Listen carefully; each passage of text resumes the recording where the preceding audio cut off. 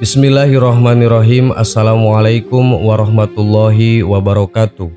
Sahabat yang beriman, dalam kehidupan sehari-hari kita sering merasakan waktu berlalu begitu cepatnya. Baru kemarin rasanya tahun 2021 dan sekarang sudah memasuki 2022.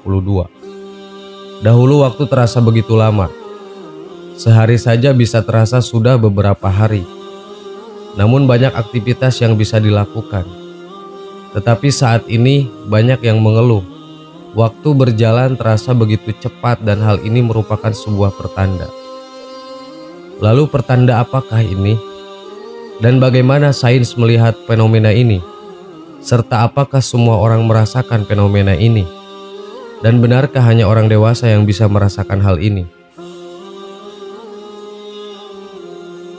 Terkadang ketika seseorang beraktivitas, memainkan game, melihat film, memainkan handphone atau media sosial, tak menyadari jika mereka telah menghabiskan waktu hingga berjam-jam lamanya, dan bahkan bisa saja mulai pagi hingga malam.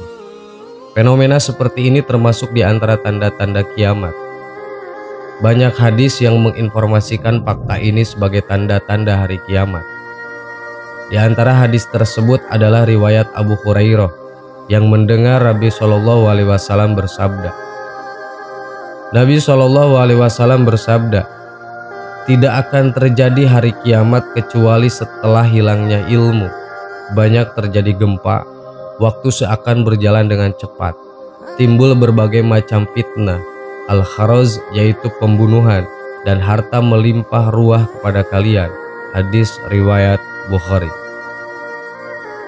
Dalam hadis lain, riwayat Ahmad disebutkan, dari Abi Hurairah, Nabi SAW berkata, "Kiamat tidak akan terjadi hingga waktu terasa berlalu begitu cepatnya.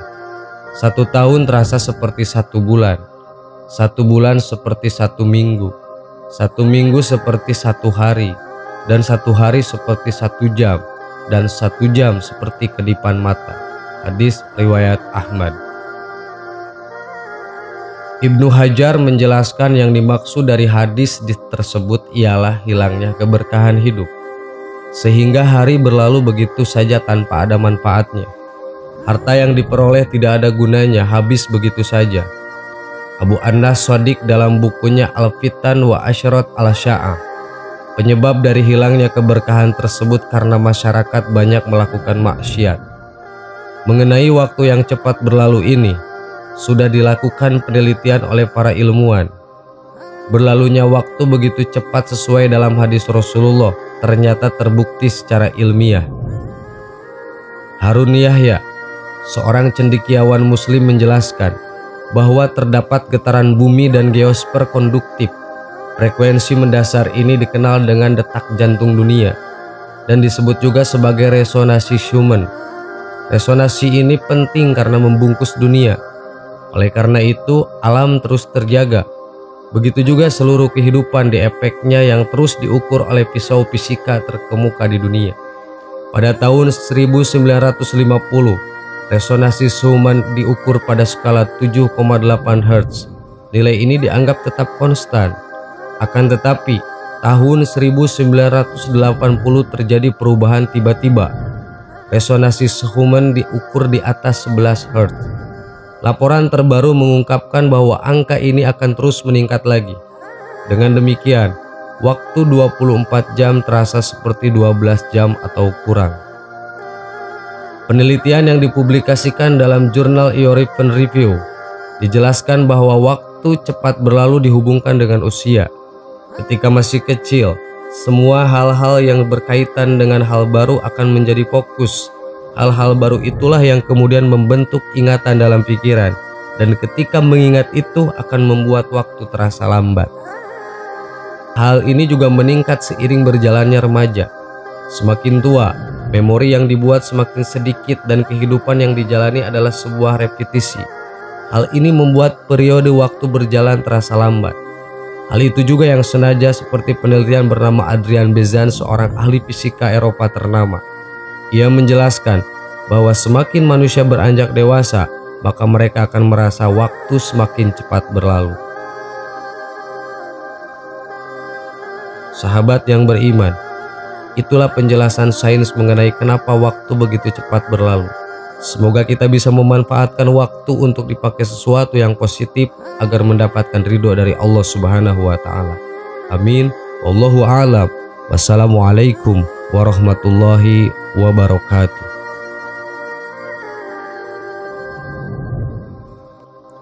Bismillahirrahmanirrahim. Assalamualaikum warahmatullahi wabarakatuh. Sahabat yang beriman, masjid dibangun untuk mendirikan sholat.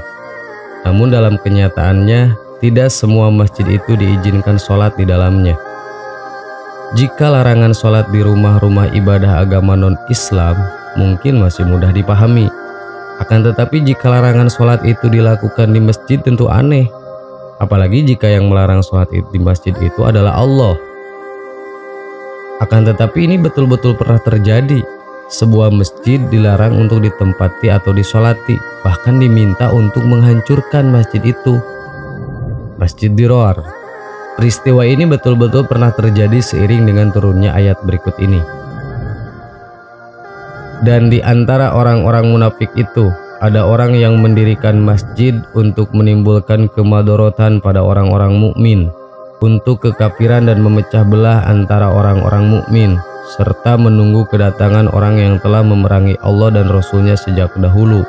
Mereka sesungguhnya bersumpah, kami tidak menghendaki selain kebaikan, dan Allah menjadi saksi bahwa sesungguhnya mereka itu adalah pendusta dalam sumpahnya. Quran Surat At-Taubah ayat 107. Asbabun nuzul atau sebab turun ayat ini adalah pemberitahuan kepada Rasulullah SAW bahwa orang munafik membangun masjid dengan niat menghancurkan Islam. Ibnu Mardawai rahimahullah meriwayatkan dari Ibnu Ishaq rahimahullah yang berkata, Ibnu Syihab Al-Juhri menyebutkan dari Ibnu Aqimah Al-Laitsi dari anak saudara Abi Rahmi Al-Ghifari radhiyallahu an. Dia mendengar Abi Rahmi Al-Ghifari radhiyallahu an. Dia termasuk yang ikut baiat kepada Rasulullah SAW pada hari Hudaybiyah, berkata, telah datang orang-orang yang membangun masjid Dirar kepada Rasulullah saat beliau bersiap-siap akan berangkat ke Tabuk. Mereka berkata, wahai Rasulullah, kami telah membangun masjid buat orang-orang yang sakit maupun yang mempunyai keperluan pada malam yang sangat dingin dan hujan. Kami senang jika engkau mendatangi kami dan sholat di masjid tersebut. Kemudian Rasulullah menjawab, aku sekarang mau berangkat bepergian. Insya Allah Azza wa Jalla setelah kembali nanti aku akan mengunjungi kalian dan sholat di masjid kalian. Kemudian dalam perjalanan pulang dari Tabuk, beliau Rasulullah SAW beristirahat di Ju'awan, jaraknya ke Madinah sekitar setengah jam hari perjalanan. Pada waktu itulah Allah memberi kabar kepada beliau Rasulullah SAW tentang masjid tersebut yang mereka niatkan untuk membahayakan kaum muslimin dan sebagai bentuk kekafiran. Syekh Muhammad bin Shaleh Al-Utsaimin rahimahullah berkata, Masjid Dirar dibangun dengan niat yang jelek. Tujuan orang munafik membangun masjid tersebut adalah 1. Menyaingi dan membahayakan Masjid Quba. Oleh karena itu dinamakan Masjid Dirar, artinya membahayakan, dan masjid ini dibangun hampir bersamaan dengan masjid yang pertama kali, yaitu Masjid Quba. 2. Kafir kepada Allah karena ditetapkan padanya kekafiran atau pengingkaran karena yang membangunnya adalah orang-orang munafik. 3. Memecah belah kaum muslimin. 4. Untuk memata-matai kaum muslimin bagi mereka yang memerangi Allah dan Rasul-Nya. Ada seorang laki-laki fasik pergi ke Syam yang bernama Abu Amir. Ia selalu memerangi kaum muslimin dan kalah. Kemudian ke Syam untuk meminta bantuan kepada Raja Romawi. Kemudian ia bersurat kepada kaum munafik di Madinah agar mereka membangun masjid. Maka kaum munafik membangun Masjid Dirar atas petunjuk darinya. Mereka berkumpul untuk mewujudkan keinginan mereka untuk membuat makar dan tipu daya kepada Rasulullah SAW dan sahabat. Mereka beralasan membangun masjid untuk orang yang sakit dan orang-orang tua. Perintah agar tidak sholat di masjid tersebut dan agar menghancurkannya. Allah Subhanahu wa Ta'ala berfirman, janganlah kamu bersembahyang dalam masjid itu selama-lamanya. Sesungguhnya masjid yang didirikan atas dasar takwa adalah Masjid Quba. Sejak hari pertama adalah lebih patut kamu sholat di dalamnya. Quran Surat At-Taubah ayat 108. Ibnu Katsir berkata, kemudian Rasulullah SAW mengutus Malik bin Dukhsum, Ma'an bin Adi, Amir bin As-Sakan, dan Wahsy. Kemudian berkata, pergilah kalian ke masjid yang didirikan oleh orang-orang yang dolim atau masjid Diror, kemudian hancurkan dan bakarlah. Maka keduanya pun berangkat dengan segera. Malik bin Dukhsum mengambil api dari pelepah kurma dari rumahnya. Mereka bertolak lalu membakar dan menghancurkannya. Sahabat yang beriman, demikian akhir dari masjid yang didirikan atas dasar kemunafikan dan niat yang tidak baik. Niat untuk memecah belah umat Islam, melakukan propaganda-propaganda yang memicu permusuhan di antara sesama muslim. Wallahu a'lam.